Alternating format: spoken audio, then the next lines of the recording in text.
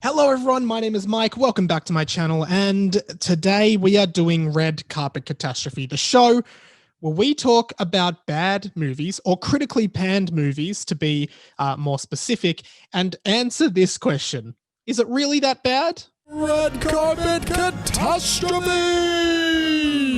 Today we are going to be looking at the 2018 film from Sony, which is based on the Marvel property of Venom, called Venom. And we're going to be asking the question, is it a red carpet catastrophe? This movie was critically panned. It got a 35 on Metacritic, which is pretty bad, as well as a 30% on Rotten Tomatoes, also pretty bad. I watched it for the first time the other night. It's a 2-year-old movie. Sorry that this is clearly not a timely video. I'm sure not many people are looking for reviews of a movie that came out 2 years ago, but that's what Red Carpet Catastrophe's all about. Looking at old, bad movies. Well, this one's not even that old. Before we get into discussing Venom, please subscribe to my channel if you haven't already.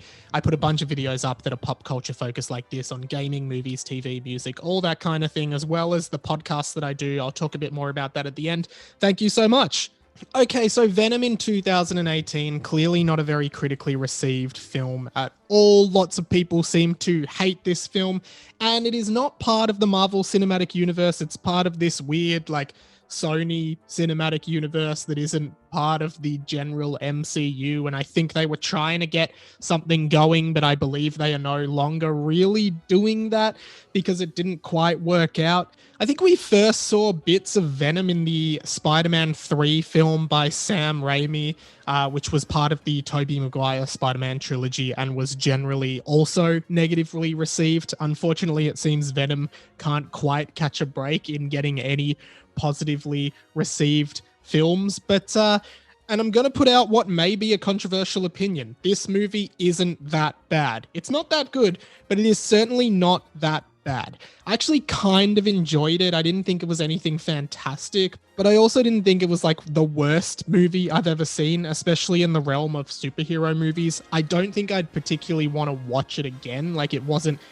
incredible, as I've said, but it was a little bit of fun. I didn't think the main character, Eddie Brock, was very interesting at all. He seemed like a pretty generic kind of white dude sort of character with no real character development throughout the whole thing. The story obviously tells the origin story of the Venom symbiote, or however you say that word, getting infected into Eddie Brock, as well as another Venom symbiote getting infected into a bunch of other characters and becoming the villain. And you kind of see this struggle of Eddie Brock to cope with the fact that he's infected by an alien species. He's really struggling with that, and the alien species is taking over him. The Venom symbiote is just totally controlling him, giving him this superhuman strength, these crazy abilities, but also wanting to feed on humans and kill them, and etc. One of the things I thought was kind of lame about this movie was that the Venom symbiote talks in this monster voice to Eddie Brock from within him, and it was just kind of cringy at times. I didn't find it very funny. I didn't find it very believable that he was hearing this voice in his head. I just didn't really like that part of it at all. And one of the things I didn't like about this movie is that the Venom symbiote and Eddie Brock are distinctly different characters, which I guess is part of the source material, because the Venom is like an alien kind of thing that wants to take over the world. And I get that, but I guess I always kind of prefer something like the Hulk story, where the Hulk and Bruce Banner are sort of one and the same, and there's a struggle between the two, but they are the same character. Whereas this was there's just a guy inside Eddie Brock that's trying to take over him. For whatever reason, it kept reminding me of The Mask, the Jim Carrey Mask. I'm not sure why. I barely even remember that film, but just elements of it, just being taken over by this weird being who's making your body do really weird things, kind of reminded me of that. I don't know. But the action sequences are really cool, and I've got to say that the Venom design, the actual design of Venom, which you start seeing as the movie continues, is really, really awesome. Venom is a really cool, really creepy kind of anti-hero character, and I think it was really fun to see that realized in this film, and I think that was the best part of it for sure. One other complaint about the movie is that I didn't feel like any of the characters had any chemistry whatsoever, as well as the fact that, and it seems a lot of superhero movies seem to do this from time to time, where both the hero and the villain character have the exact same powers. I'm not about that. I think the hero and the villain should have different powers that maybe have some similarities but aren't exactly the same. The enemy is just another Venom symbiote who's infected someone else. And to be honest, in the final fight, and this may speak more to me, more about me and my viewing, but because I guess I was kind of distracted because I wasn't fully invested in this film. I sometimes couldn't tell which one was which. I was just like, is this the good one or the bad one? I just couldn't tell. They look slightly different on closer inspection, but genuinely when I was watching, I was just like, I have no idea what's going on here. Another thing that I thought was really stupid and worth mentioning about this movie is that at one point in a movie that is based on a Marvel property, they mention the term kryptonite. They say, oh, that's kind of like his kryptonite. And I just thought this was an incredibly strange decision for someone at Sony or Marvel or whoever did it to make. Mainly because, and I understand that kryptonite has entered the common vernacular for being like a weakness, you know, that's my kryptonite. Like that is a saying. However, I just thought it was really weird that in a Marvel film, you are making a direct reference to your biggest competition and one of the main characters of your biggest competition, which is DC Comics and DC Films. I just think for the sake of the competition between Marvel and DC, I just think it is a really dumb decision for anyone at Marvel to ever reference kryptonite.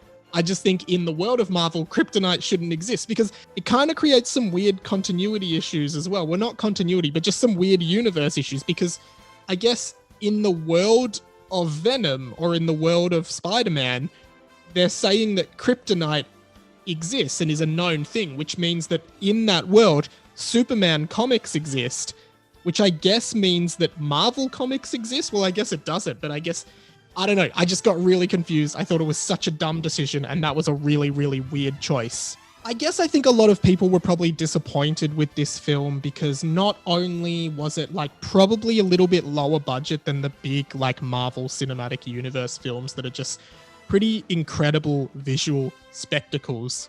Venom feels very contained and just not big. It feels like everything's happening on a small scale. There's not much action. There's just not much really happening in it.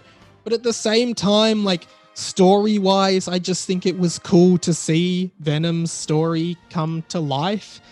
I don't know where I sit on this movie because I don't think there was anything overwhelmingly positive about it, but I didn't think it was like awful. Like I just thought it was a movie where some stuff happens and then you see Venom and he's kind of cool. There is a scene just after the first credits sequence that implies there's going to be a sequel. And when I looked into it, it does look like there is a sequel planned for 2021, which is Venom Let There Be Carnage, which features Carnage, another similar kind of character to Venom. And to be honest, I wouldn't be opposed to going to see that or eventually watching it because I think there's still a lot to explore with the Venom character in this Sony world, and I'm happy to kind of let them develop it a bit more, particularly because in a sequel, we don't have to have the backstory anymore. Now, Eddie Brock just has Venom in him, and we can go from that and see how they're starting to coexist together and I guess live their lives together and be a part of each other and maybe just becoming more acquainted and more in control of the Venom's powers, and then having to deal with Carnage towards the end. I think that could be a really cool sequel. I guess it's a shame that this isn't a part of the MCU and we're not going to be able to see the Tom Holland Spider-Man or any Spider-Man in this franchise. It's a bit of a shame, and I think it would be really cool to see Venom in the actual MCU, but I just don't think that is going to happen now with this sort of side franchise happening that is totally disconnected from the MCU. But overall, Venom, it's an okay movie. Is it a red carpet catastrophe? I'd say no. I reckon people could watch this movie and just have a little bit of fun with it and enjoy it. You might get a couple laughs out of the Venom interactions. Otherwise, the action's just okay, I suppose. But as always, let me know what you think in the comments. Did you like Venom? Did you hate it? I'm interested in knowing. Also, what should our next red carpet catastrophe be?